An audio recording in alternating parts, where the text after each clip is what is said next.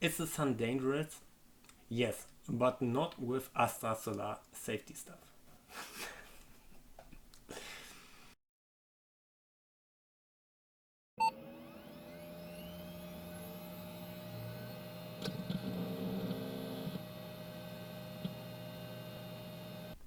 Hello all together and welcome to another video here on my modest channel.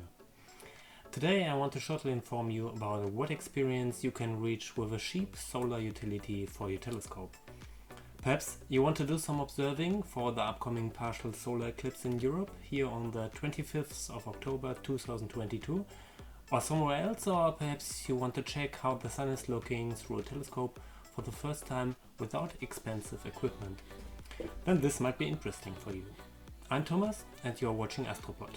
I wanted to try out what it's like to do astrophotography during the day without sleep deficit. And for this I ordered the ASTF Astro Solar Telescope Filter OD 5.0. It's a safety film mounted in a frame which you can use for visual and photography activities. It's available for different apertures and comes with all you need to put it in front of your telescope.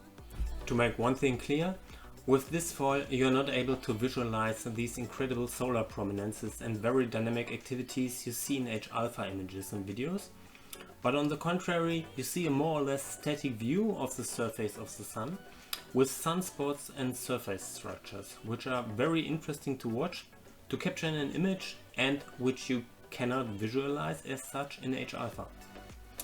And if you never looked at the sun with a telescope of say 1 meter focal length before, you have to realize this object is quite big. With such a high focal length you can do a high detailed mosaic work if you perhaps want to have the whole disk in one image. Let's have a look at the package which you get when you order a Baader ASTF Astro Solar Telescope Filter OD 5.0. And you see, instruction manual. And of course warnings: never look into the sun without protection. And you see here this nice frame and the foil.